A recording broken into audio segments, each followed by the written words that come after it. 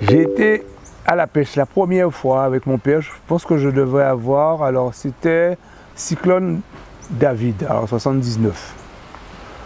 Ouais, c'était avant le cyclone David. On avait un petit bateau ici qui s'appelait Fillotte, un petit bateau en bois.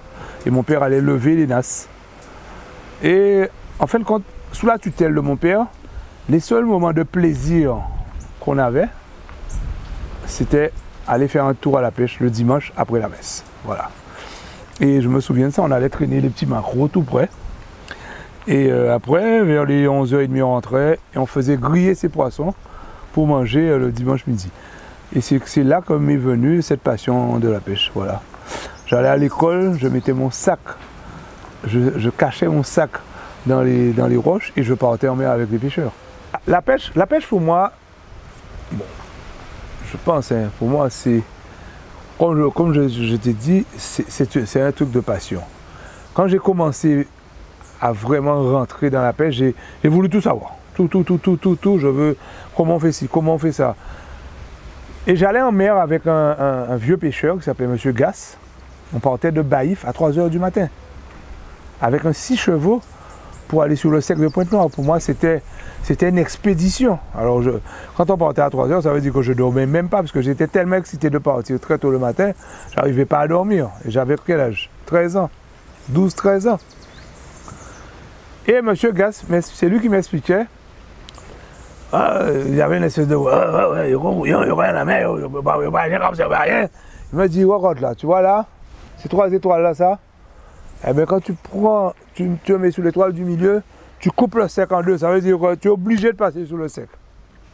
Et il me disait que quand tu rentres la nuit, si un jour tu t'es perdu, il fait nuit noire, tu n'as qu'à mettre ces étoiles là derrière ton dos et tu vas arriver à terre. Mais il y a beaucoup, et c'est là que je dis qu'on fait beaucoup de formation pour la pêche. Mais c'est le gars même, c'est toi-même qui... Ces trucs-là, ça ne s'apprend pas à l'école. Tu peux être le plus gros homme, le plus méchant, le plus violent. Viens en mer avec moi. Tu vas voir ce que tu es. C'est là que tu vois la force de l'homme. C'est là. En mer. En mer, tu peux être la grosseur d'un immeuble, mais quand tu arrives là, tu es tout petit. Tu es rien. Tu dois rester là. Et tous les gars qui se sont permis de faire le con avec la pêche, avec la mer, eh bien, ils n'ont pas duré. Ils n'ont pas duré. Parce qu'en mer, il faut savoir, tu n'as pas de deuxième chance. Non, la pêche, c'est une source de richesse.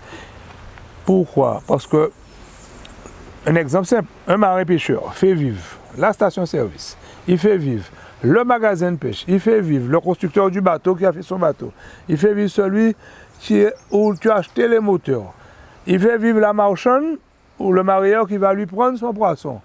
Il fait vivre le restaurateur. C'est un cycle.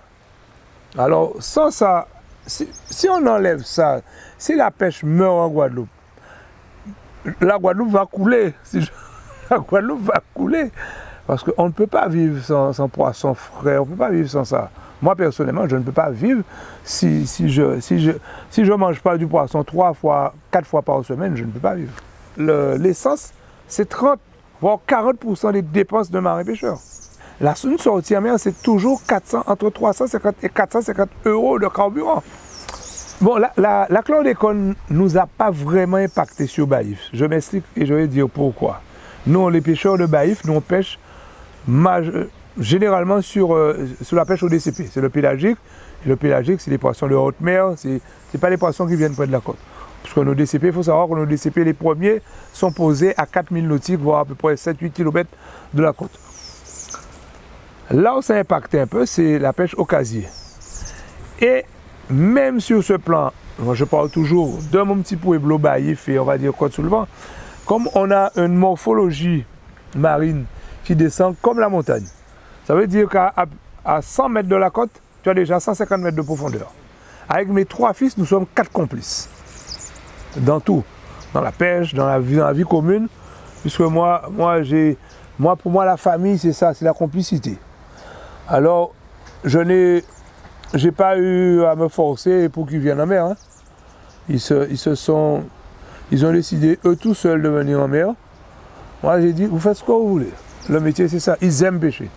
c'est pas monter dans un bateau hein, qui est la pêche. Hein. La pêche, c'est aller pêcher, nettoyer le poisson.